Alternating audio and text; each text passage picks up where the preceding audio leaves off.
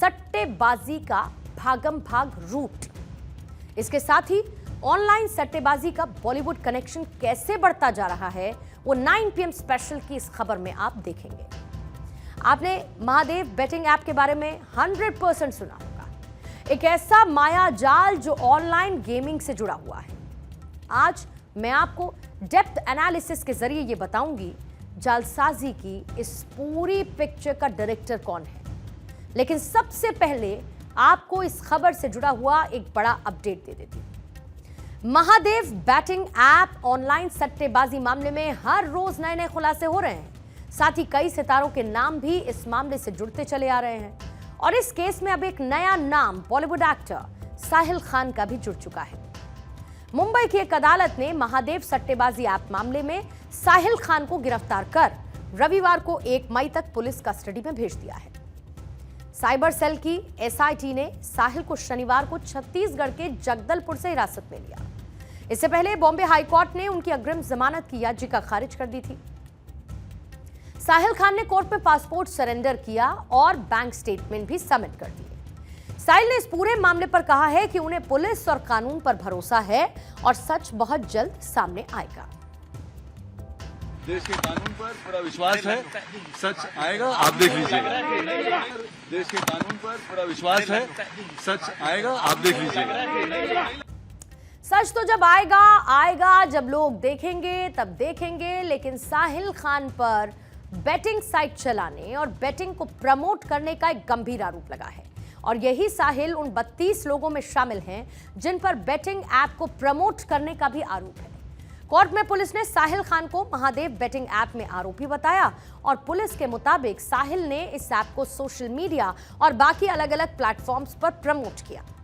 मुंबई के Matunga police Mahadev betting app case की जांच में एक्टर साहिल खान का नाम सामने आया। साहिल द लायन बुक ऐप नाम के एक सट्टेबाजी ऐप से जुड़े थे जो कि महादेव सट्टेबाजी ऐप नेटवर्क का ही पार्ट है। लायन बुक को प्रमोट करने के बाद partner lotus book 24/7 app launch किया गया और इसके प्रमोशनल इवेंट से जुड़े। पुलिस के मुताबिक साहिल ने ऐप को बढ़ावा देने के लिए अपने रसूख यानी कि सेलिब्रिटी स्टेटस का इस्तेमाल किया। महादेव बेटिंग ऐप में साहिल खान का नाम आने के बाद उनके वकील ने इस मामले पर एक सफाई पेश की है और साहिल के वकील मुजाहिद अंसारी ने कोर्ट में कई दलीलें पेश की। वकील का कहना है कि महादेव ऐप में साहिल का रोल बहुत लिमिटेड है और जिसके लिए उन्हें अभी तक कोई पैसे भी नहीं मिले, यानी कि कोई फाइनेंशियल गेन भी नहीं मिला है। कुछ भी रोल नहीं बताया गया, not a single line allegation is there in the FIR और we have already surrender the passport. Influencer की आपने बात कही थी, इन्फ्लुएंसर अभी being a influencer and being a Bollywood celebrity वो इंडोर्स करते हैं, वही उन्होंने इंडोर्स किया है, उसके अलावा तो और कुछ भी नहीं किया है और वो एग्रीमेंट भी हम लोगों ने कोर्ट को दे दिया है।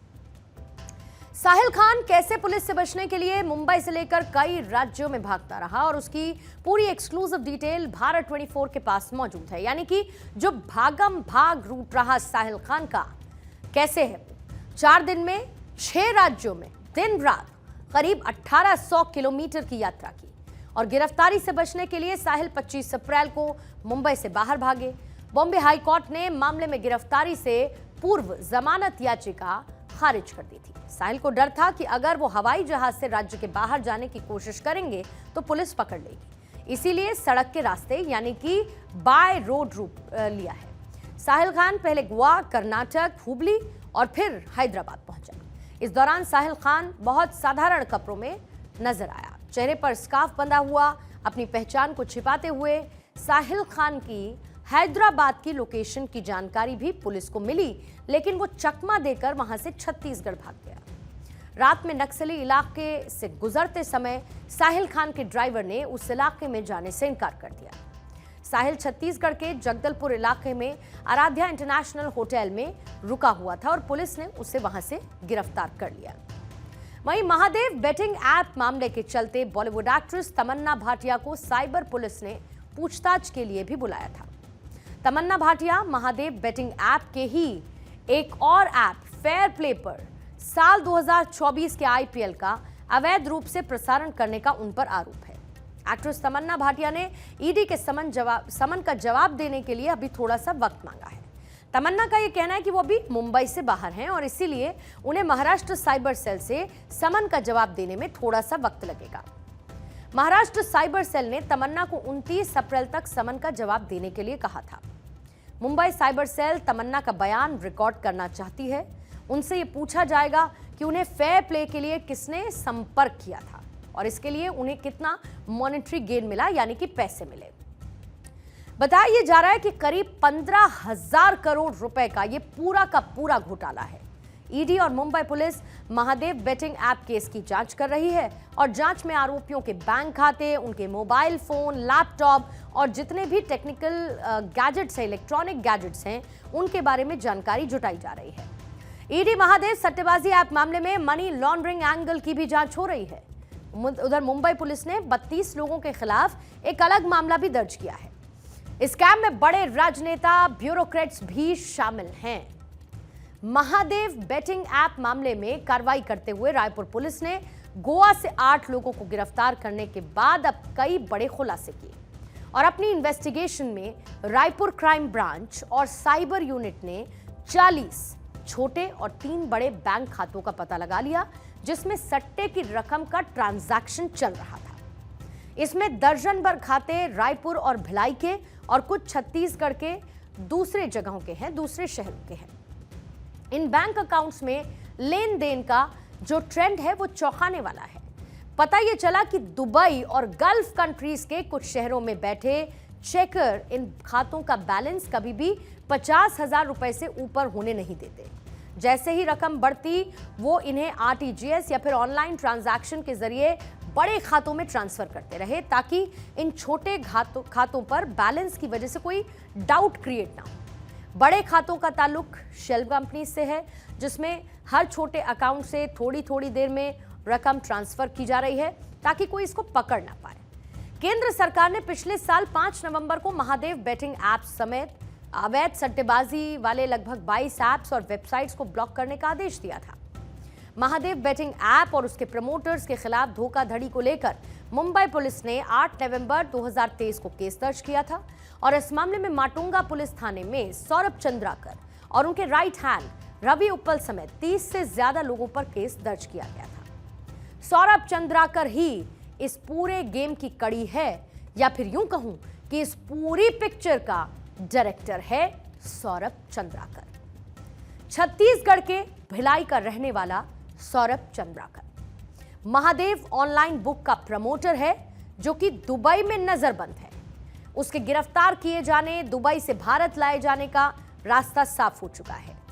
यूए के अधिकारियों ने ईडी के रिक्वेस्ट पर जारी रेड कॉर्नर नोटिस पर एक्शन लिया। सौरभ चंद्राकर के बारे में कहा यह जाता रहा कि वो दुबई से ही अपने कारोबार को ऑपरेट करता था। इसकी कंपनी का टर्नओवर 5,000 से 20,000 करोड़ रुपए तक पहुंचा। साल 2019 में सौरभ दुबई चला गया, सट्टा ऐप का काम शुरू किया। धीरे धीरे सौरभ चंद्राकर ऑनलाइन सट्टे बाजार का बड़ा नाम बन गया। सौरभ चंद्राकर और रवि उप्पल ने महादेव ऐप का कारोबार फैलाने के लिए कमीशन मॉडल को अपनाया, यानी कि जो भी लोग ऐप पर सट्टा खिलाने का सेंटर चलाते, उन्हें कलेक्शन के हिसाब से कमीशन मिलता। ईडी की जांच में कहा गया कि सेंटर्स पर भारी संख्या में कलेक्ट होने वाला कैश हवाला नेटवर्क के माध्यम से दुबई भेजा जाता था। सौरभ चंद्राकर सट्टे के कारोबार में आने से पहले छत्तीसगढ़ के भिलाई में जूस बेचा करता था। महादेव ऑनलाइन बेटिंग एप्लीकेशन एक गेम ऐप है।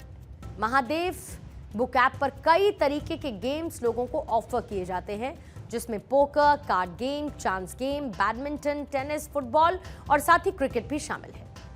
कार्ड गेम में लोगों को 3 पत्ती, पोकर और ड्रैगन टाइगर जैसे गेम्स दिए जाते हैं और ये ऐप क्लोज ग्रुप के रूप में काम करता है। लोगों को मैसेज के माध्यम से ऐप पर खेलने का एक इनवाइट मिलता है और हर साल लाखों लोग इस बेटिंग ऐप में सट्टा लगाते हैं।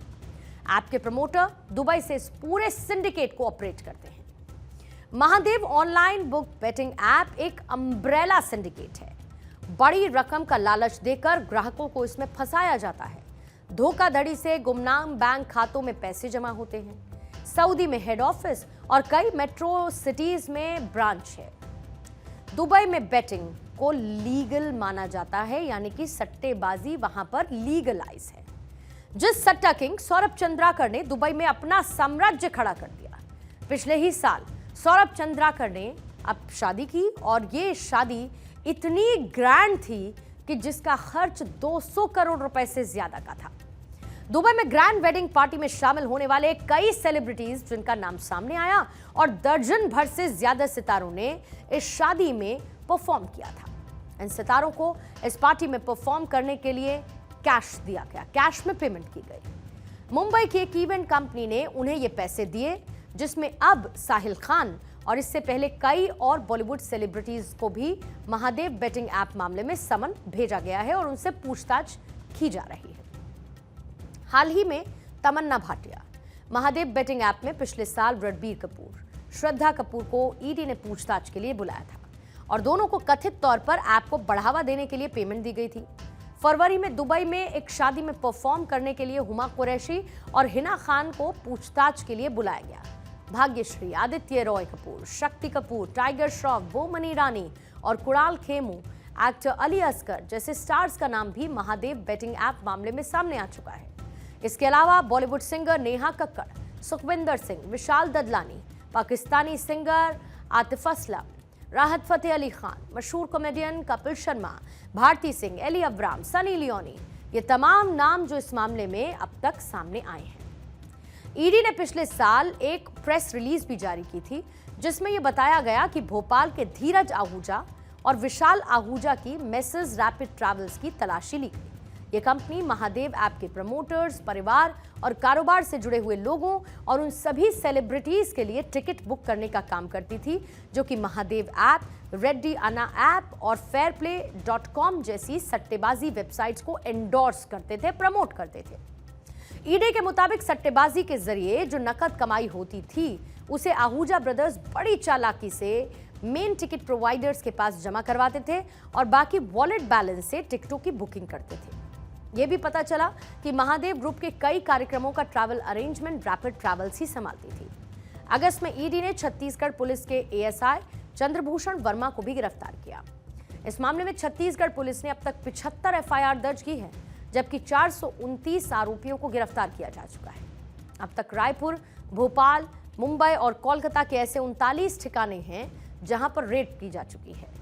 छापेमारी के दौरान ईडी ने 417 करोड़ रुपए की संपत्ति जब्त की। इसके अलावा ईडी ने फरार संदिग्धों के खिलाफ गैर जमानती वारंट भी जारी की है।